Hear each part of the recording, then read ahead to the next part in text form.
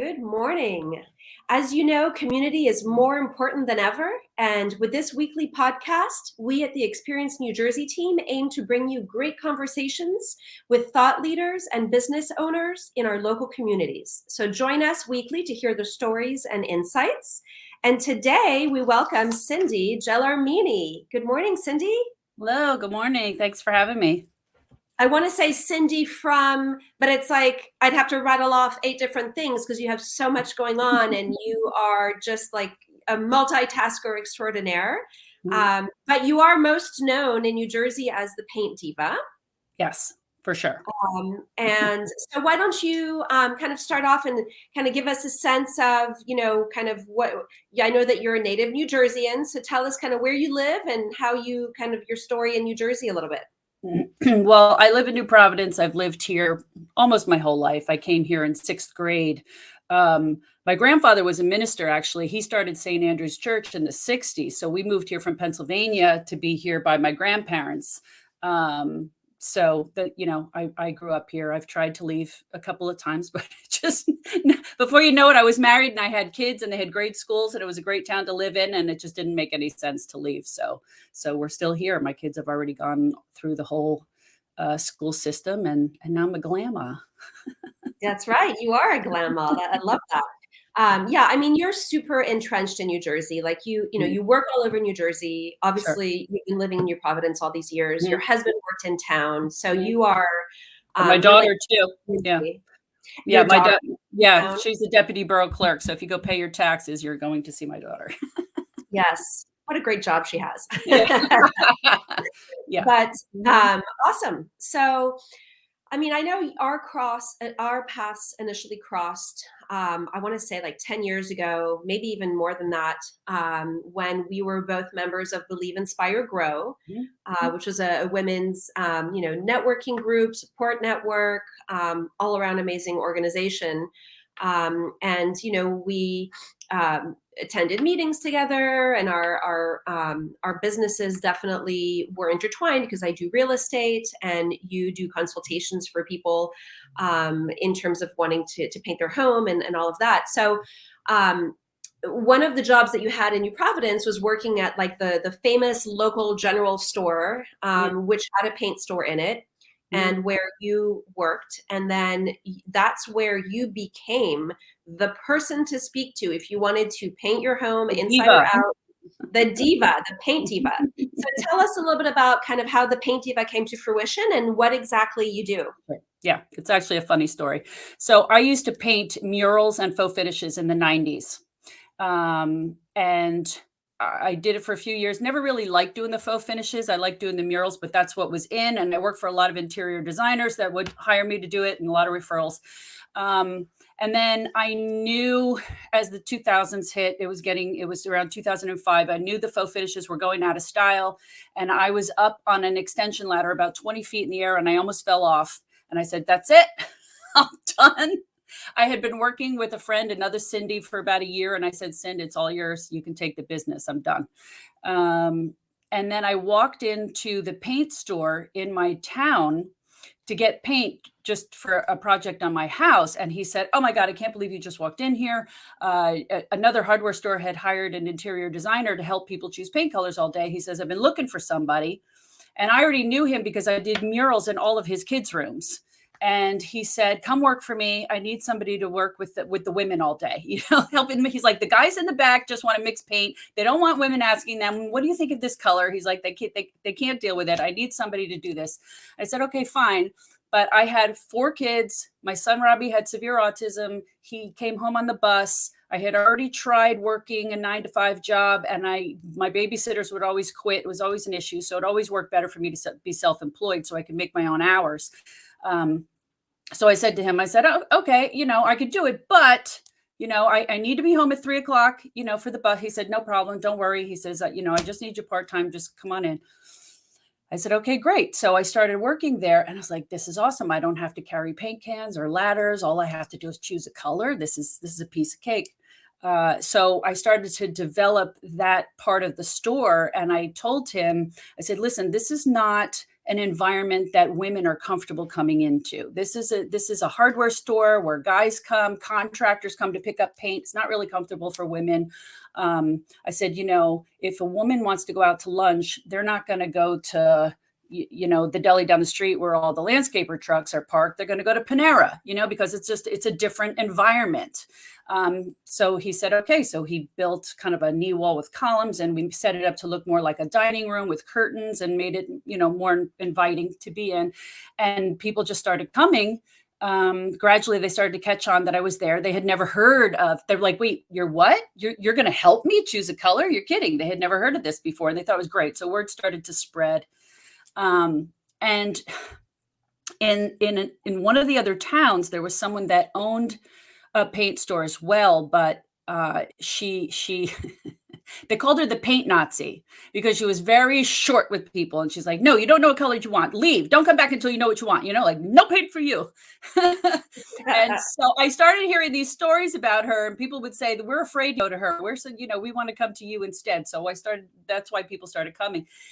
And I was there about, I don't know, 6 months to a year. And then one day a lady walked in, she says, oh, so you're the Paint Diva. And I was like, oh, are you confusing me with somebody else? She says, no, that's a paint Nazi. She's the mean one. You're the nice one. I'm like, oh, okay. So whoever these people are that make up these names, apparently they gave me my own monogram, the Paint Diva.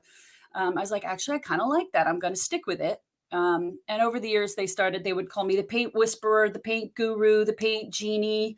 I like the Paint Whisperer too. That was a good one. But I said, no, I'm going to keep the Paint Diva. Right. And I worked for 11 years. That's awesome. And I think I want people to understand your talent, because you really do have an eye for color. Talk about that. How did you get that? Well, because when I was doing faux finishes, people would hire me to do things like, for instance, a woman had a tumbled marble backsplash, and she didn't like how the white outlet covers looked. She wanted them to go away. So she would hire me to paint the outlet covers to match the tile to make it disappear. So when you do things like that, I had to match the color and the texture, the shadowing, all of that, right? So, and I was using Benjamin Moore paints when I'm doing this. So I was becoming very familiar with the colors to begin with. Okay. Then when I was working in the paint store, people would bring me a magazine picture, for instance, and they say, the magazine says it's this color. So I'd pull it out and they say, oh, that looks nothing like it does in a magazine. So I said, well, obviously you like how it looks in the magazine. So I would pull out the color that looked like it did in the magazine, and then they'd be happy. And so then I started doing that. I started getting my own magazine pages and matching them on my downtime, because I had a lot of downtime in the beginning because people didn't know I was there. So I started matching these photos to all these Benjamin Moore colors, and I started learning them inside and out. And I ended up putting together a dozen books full of, all these colors. So when people would come in and they didn't know what they wanted, I'd put the book in front of them and say, here, look through this and see what catches your eye. And then say, oh, I like that color. But then I started learning, it's more important about what you have in your home. Just because you like that color, does it go with your couch though? Does it go with your backsplash tile? I don't know. So then I started having people bring me in a cushion of your couch, bring me in your tile samples and that type of thing. And people would lay out colors they were thinking about. And I'm saying, nope, that's too green. That's too pink. That's purple. Blah, blah. And I pull them away. And I'm like, here, that one. And they're like, huh. Oh, yeah. They couldn't believe is that simple. Right. And then I found over the years, I kept giving the same speeches over and over again. I kept saying the same thing, and I started developing this system basically of how to do it, of how to choose the colors. It's about matching your stuff, but it's also, a lot of people would want to paint, they had to paint their whole house, not just one room, especially people that just bought a new house. They want to paint the whole place before they move in. And it's overwhelming to choose just one color, let alone the whole house. Right. But I found that I kept doing kind of the same thing. I would always put a neutral in the living room, because you have couch, area rug, pillows, pillows and art, all these other things to do color. So it was much easier to choose a neutral that kind of works with your couch. Dining room would be the opposite. Dining room was where I would play with color. We were coming out of the 90s and early 2000s where everybody had a red dining room, right? So I'm like, you're used to a lot of color in the dining room. Let's keep going with color, just not red. I didn't like doing a neutral in the dining room. It's almost as if you should write a book about that. Should, right? Well, funny you should say that. So Yeah, and this was through Big. One of the meetings that I went to, we were talking about writing a book, and it's good for your business and establishes you as an expert and all that stuff. And I was like, I should really write a book, but I couldn't figure out how to write it without being brand specific and without being all about Benjamin Moore. I couldn't quite. I'm like, I know I should do this, but I can't quite figure out how. So I had worked for McGrath's. A different company bought them out, and I left. That's been going on 5-6 years ago. So I went out on my own, and to get word out there that I was still around and still the Paint Diva, I booked I call it the library tour, where I spoke at all the different libraries: Basking Ridge, Bernardsville, whatever, New Providence, Berkeley Heights, Short Hills, whatever. And I put together a PowerPoint and I put it up there, and I would talk to people about how to choose colors and da da da. And by about the second or third time I looked at it, I said, oh, I have the outline to my book. I just figured it out. And I was telling them the same formulas that I was telling people all the time. And I said, that's it. That's how I do it. So I've been working on that book it's been 5 years. I put it aside in 2000 because I did a children's book series instead. So that was like my COVID project. So I put it aside. I pulled it back out last year, and it's just about done. We just shot the in March. We shot the photos for the cover, and I'm at the end, like doing the index. It's like that's I'm going through and trying to. When I was done with the book, I'm like, people are going to ask me what color is in each one of those photos, just like in those magazines. They're going to want to know what color is that in that room. So I'm going through the entire book and writing down what all the colors are on all the pages. So it's just the monotonous stuff now, but it's almost done. Hopefully it'll be done in the next month. Let's collaborate and do a book launch party for that.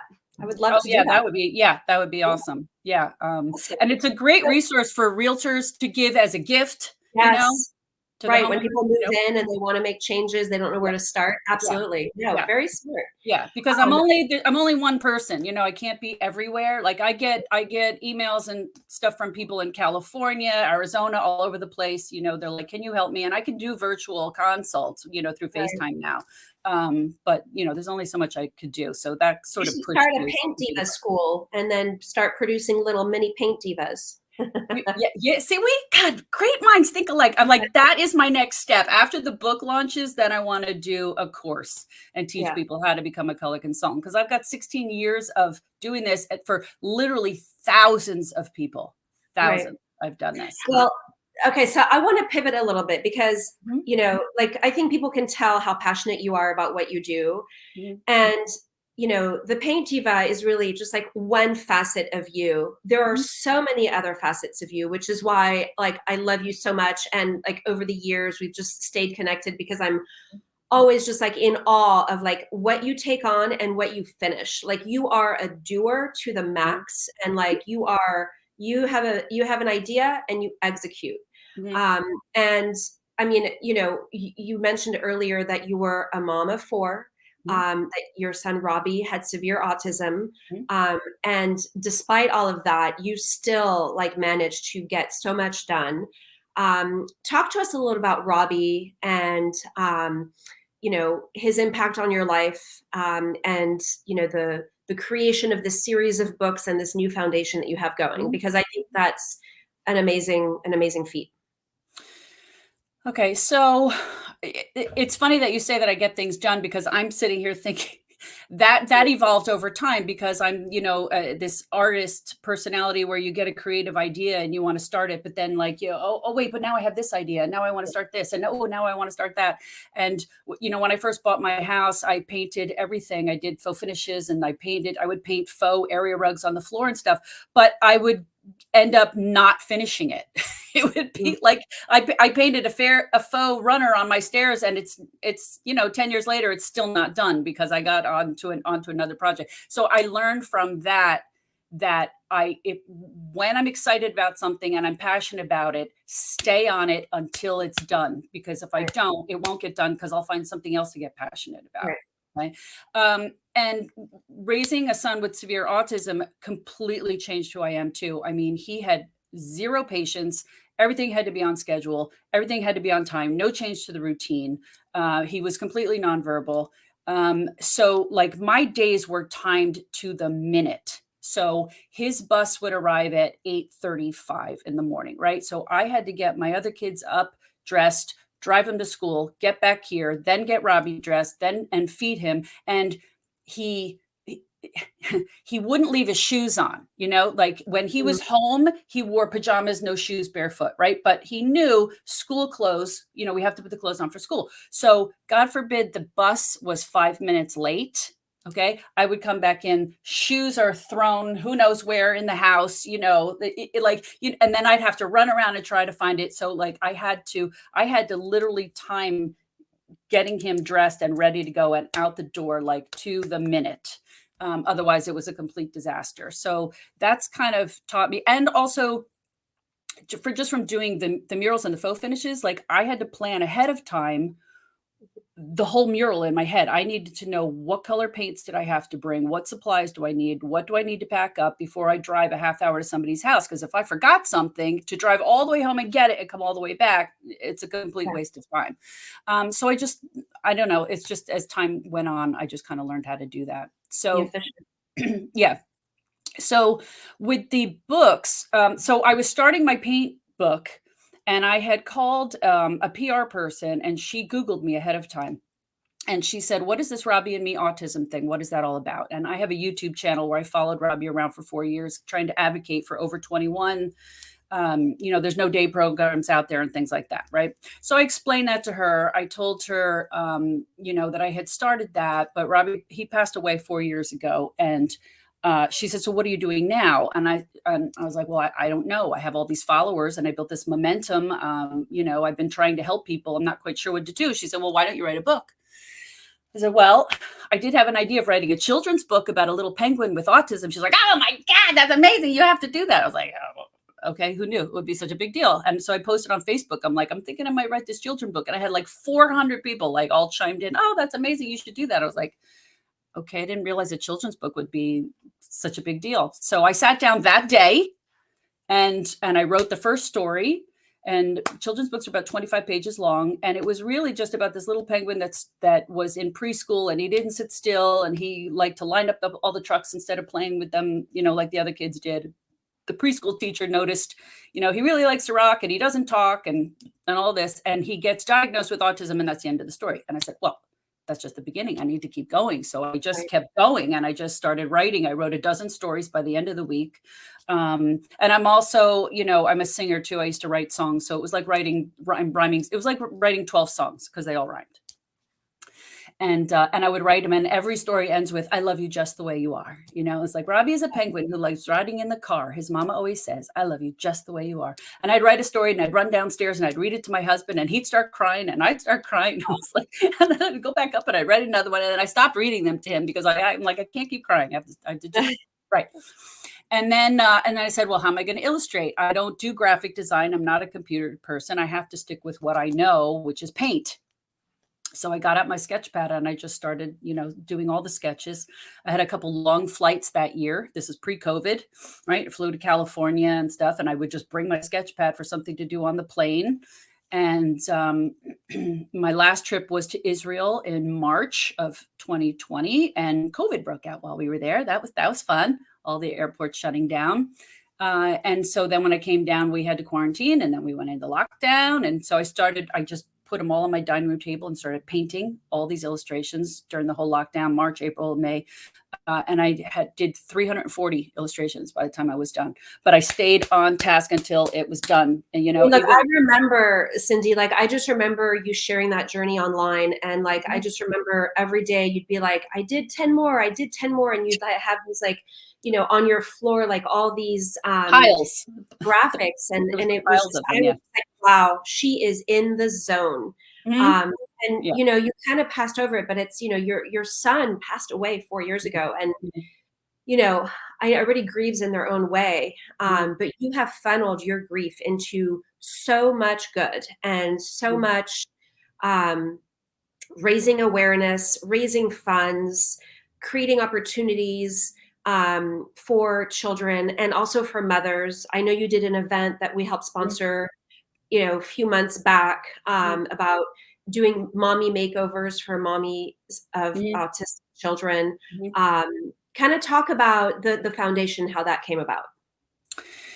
About 8 years ago, I was at an event through Big, the Believe Inspire Grow. A woman had opened a day spa, and she invited us to come. It was one of our night, activity things that we did. And we got a sample massage, facial, and a pedicure. We all had our robes on. We were sipping champagne. It was a great ladies' night out. And a friend of mine was there who has twins with autism. And I knew that her marriage was falling apart. And she was smiling that night. And I took a picture of her. Mm. And I said, she needs this more than anybody here. And I kept that picture. And I said, someday I'm going to do this on a bigger scale. I'm going to do this for autism moms. So over the summer, I met somebody that, basically said they would help me do it. So I said, you know what, I'm going to pull the trigger. I'm going to do it. So in October, we got a hotel here in New Providence, and we did the full day. I got a massage school to come up and bring 10 of their students, and all the moms got massages. We would rotate. They'd get their massages and their hand massages and facials. Then they'd move over to me, and we did a paint party. Then they went over into a friend of mine is like a counselor, and they just had a room where they could just hang out and talk, because I wanted them to meet new friends. Because when you live this, people don't understand what your life is like unless you live it. And for me, my life was very isolated. We couldn't take Robbie places. My husband would go to softball with the girls, and I would stay home with Robbie, or else I would go to something and he would stay home with Robbie. We were never together.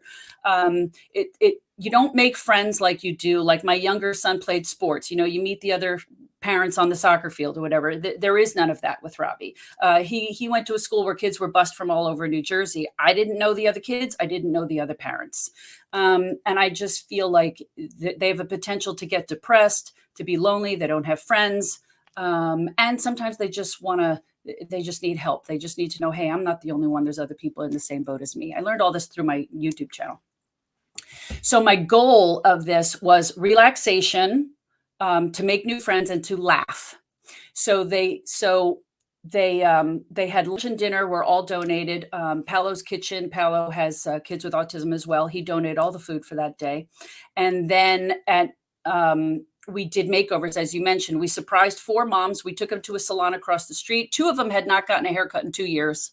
Wow. So we did their hair, professional makeup. My sister's a photographer. She did headshots of them. And then after dinner, we did this big reveal where I projected their before picture, and then we turned the music on, and they came out, and and everybody went crazy because they looked awesome. Another friend, she's a professional stylist. She got clothes for them. And they just look great. Everybody went nuts. And then we finished off the night with a professional comedian who has a son with autism. So he did some autism humor too. And they loved it. It was great. So the thing was, we got some donations, but people kept asking, so what's the name of the foundation? Who do I write the check out to? I'm like, well, it's just me. Can't help you there. But so the person that was helping me with the fundraising said, listen, if you do this again, think about starting a foundation. Yeah. So that it's easier next time. So I did. It was one of my clients is an attorney, and he sets up foundations. So he did that for me, and we set it up. It's the Robbie's World Foundation. The books are called Robbie's World. So the foundation is also called Robbie's World. I'm finding with the different projects I do, with all the different names of different businesses, it gets kind of confusing. So I'm like, it's much easier to consolidate. Yeah. So it's just easier to just keep it kind of all under the same name. So yeah, the foundation just became official like 2 weeks ago. I just got my letter from the IRS. Congratulations. You've been working on that for a long time. Like, I know that's always been your vision. Mm-hmm. Among other things, like, having a kind of a special, kind of resort or a place to have retreats for moms of autism, autistic children. We're kind of low on time, but I wanted to just touch on a couple things. One is the name of your foundation, your Robbie's Books book series. I want to put it out there to the world because I think this is like really important. We're looking for a way, right? You are trying to get your books in every school in New Jersey. And I mean, obviously the nation as well, but would love for help to think of ways to execute that. Some of the simple ways are buying a set of your books and then donating it to your local school. So tell us a little bit about where we can find your books and where we can find your YouTube channel and all of that. How can we Okay. get more of Cindy? Yeah. Well, when I was posting on Facebook, a friend of mine who's a teacher, she said, I can't wait to read these books to my class. And I was like, light bulb, because Yeah. most kids are kept in district now, like in an, there's a lot of inclusion and, a contained classroom.